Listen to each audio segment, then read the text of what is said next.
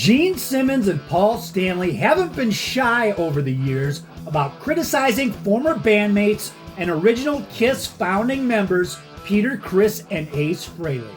Though they acknowledge the importance of Ace and Peter, sometimes grudgingly, to the band's early success, they've spent a lot of time in interviews and their respective memoirs pointing out the former KISS lead guitarist and drummer's flaws.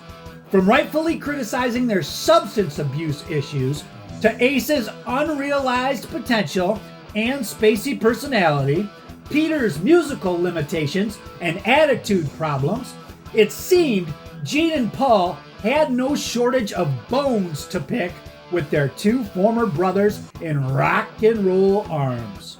But there also may be a Freudian component fueling the fire of Simmons and Stanley's consternation of their ex-bandmates. Two bones that may have induced feelings of envy or inferiority in the Star Child and the Demon, irrespective of all of Ace and Peter's various shortcomings. And that's what I want to talk about today. So stick around. Cat Stanley Space Demons coming at ya. I don't think most of us who haven't experienced being on the road can truly fathom the life of a traveling professional musician. We tend to think about the 2 hours they spend on stage when they come to our town to entertain us. We might think about the after parties or choosing that special lady at the end of the show whom they want to spend the night with, but I doubt most people stop to consider how they spend the rest of the day. The sound checks, the airplane flights, limousine rides, hours spent knocking about hotel rooms.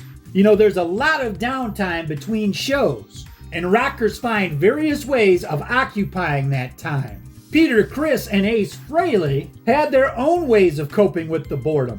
Both Ace and Peter, apparently, were very well endowed, and quite proud of it. They weren't shy about, and were in fact pleased to share with the rest of the world just how genetically gifted in that area they were. There's an iconic anecdote in history describing Peter's first meeting with Paul Stanley and Gene Simmons, in which before the trio even got to discussing musical ambitions and influences, Peter made the now famous proclamation, "Hi, I'm Peter Criscola and I've got a 9-inch dick." Following one very early KISS show, Ace Frehley was alleged to have exposed himself to the other band members, illuminated by the lights of the group's rented milk truck whilst they loaded their gear on board.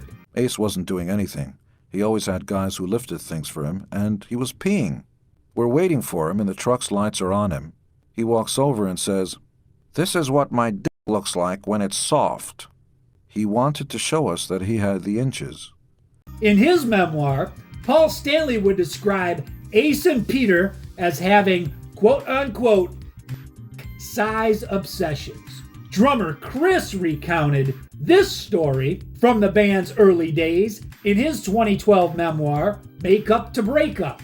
"We were crazy young guys then, and Ace and I became famous for taking our out at the drop of a hat. Then we'd grab each other's. It wasn't sexual, just stupid adolescent tomfoolery. Sometimes we did it to provoke Gene. We'd be putting our makeup on, I'd get a huge boner, and I'd pull my pants down and go over to Gene as he was applying his makeup and lay my boner on his shoulder. Then Ace would do the same thing on his other shoulder. Gene would scream and flip out and yell, 'Get the fuck away from me!' But he dug the joke."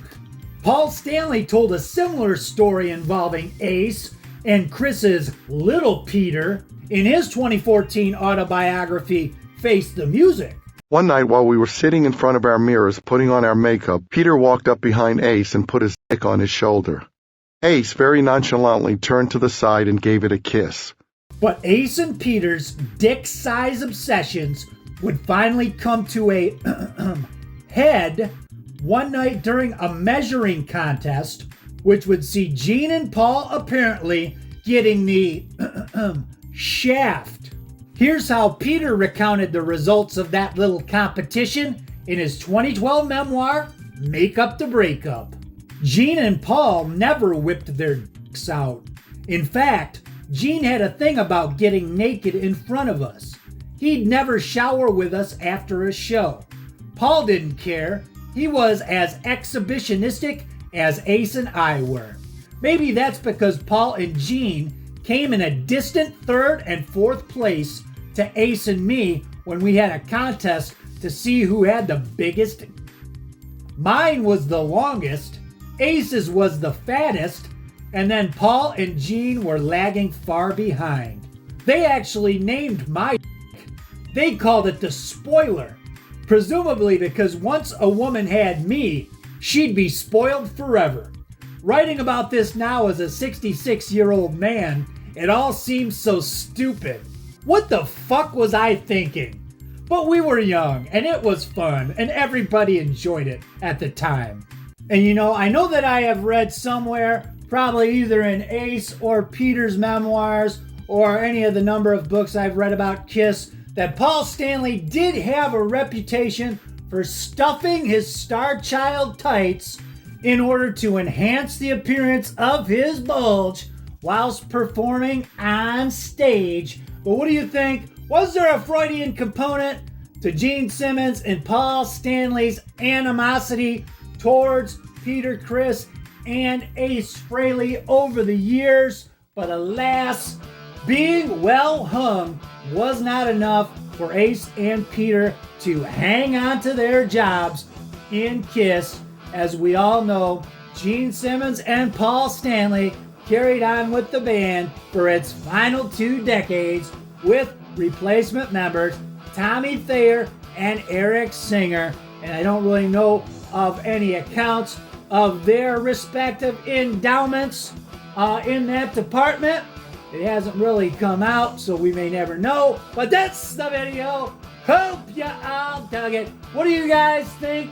Is this kind of dick size obsession much ado about nothing, or is it information the hardcore Kiss fans really want to know? Let me know what you think in the comments. Hope you dug the video, and we'll see you next time. Stanley the one-eared monster. Stanley the one-eared monster. Who's here?